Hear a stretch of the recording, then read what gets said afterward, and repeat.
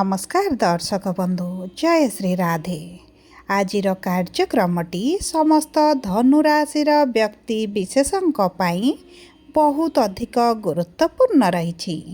कारण यही वीडियो रे आपणकर संपूर्ण अगस्ट मासटी केमिति रहिबो एवं यही अगस्ट मासरे आपणक जीवन रे कि प्रकार परिवर्तन आसिबो, ग्रह मानकर गोचर राशि परिवर्तन आपणको कि प्रकार फल प्रदान करिवे एवं केउ क्षेत्र गुड़िकरे आपणको विशेष भाव में ध्यान देवाकू पड़िबो ताहा एही वीडियो रे विस्तृत भाव में आपणको जणाइबी। एवं सबुठारु मुख्य हेउछि आपणकर राशिटी धनु हेले मध्य नक्षत्र अनुजाई आपणको उपरे शुभ प्रभाव पड़िबो ना अशुभ प्रभाव पड़िबो। कारण समस्त धनुराशिर व्यक्ति विशेष मानकु एका प्रकारर फल प्राप्ति हेब नाही, जेहेतु आपणकर नक्षत्राधिपति भिन्न भिन्न अटंती।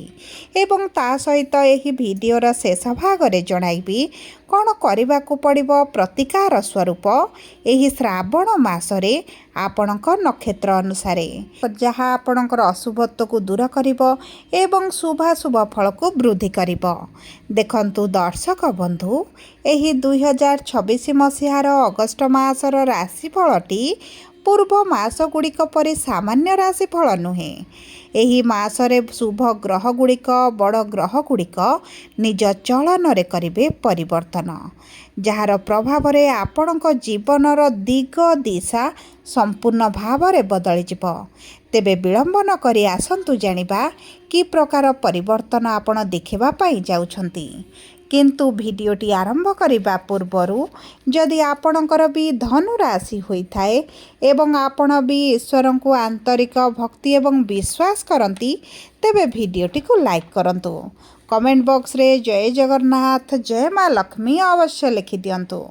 ता सहित आम सह जोगाजोग करिबा पाई वीडियोर मध्य भाग रे एक व्हाट्सएप नंबर टीए दिया जाइछि, जो नंबर साहाय्य आपण आम सह जोगाजोग करी निजर नूतन कुंडली प्रस्तुत करि परिबे, कुंडली विश्लेषण कराई परिबे किंबा आपणकर चाकरी विवाह व्यवसाय प्रेम संपर्क शिक्षा स्वास्थ्य संतान को नहीं किछि समस्या रही ताहार सहजरे एवं स्वल्प मूल्य रे समाधान करि परिबे।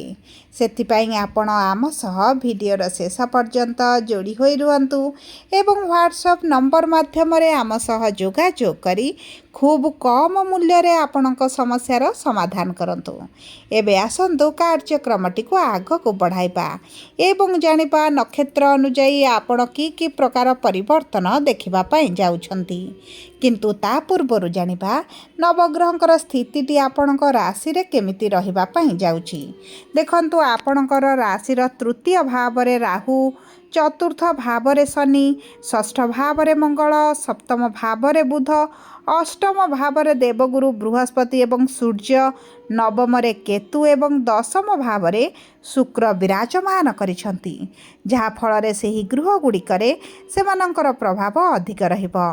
तेबे सर्वप्रथमे जानिबा मूला धनुराशि बा 19/9 धनुराशिर व्यक्ति विशेष मानकर नक्षत्राधिपति हेउछंती केतु एवं विराजमान करिछंती आपणकर भाग्यर भाव रे, जेउ कारणरू भाग्य आपणकर साथ देउ नथिला।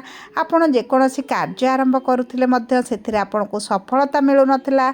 आपण जदि नूतन कार्य किछि आरंभ करूचंती किछि ना किछि बाधा विघ्न समस्या मध्य आपण देखुथिले, किंतु जेहेतु एही समय मध्यरे शनि बक्री होइछंती आपणकर तृतीय भाव को प्रभावित करूछंती।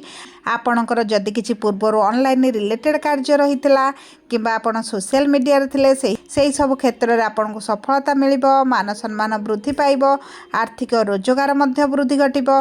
ता सहित शुक्र आपणकर एकादश भावर अधिपति होई दशम भाव रे विराजमान करी सप्तम दृष्टि आपणकर चतुर्थ भाव को प्रदान करुछंती।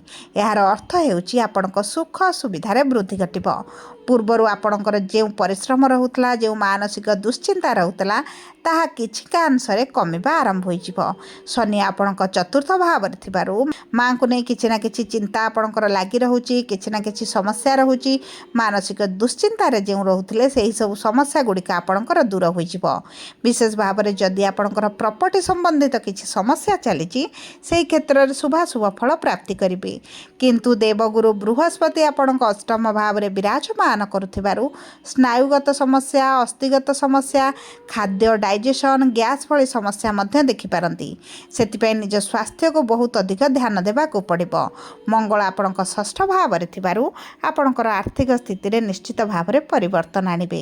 ଏବେ ଆସନ୍ତୁ ଜାଣିବା ପୂର୍ବଷାଢ଼ା ଧନୁରାଶି 20/9 ଧନୁରାଶିର ବ୍ୟକ୍ତି ବିଶେଷମାନଙ୍କର ଶୁକ୍ର ହେଉଛନ୍ତି ନକ୍ଷତ୍ରାଧିପତି, ବିରାଜମାନ କରିଛନ୍ତି ଦଶମ ଭାବରେ।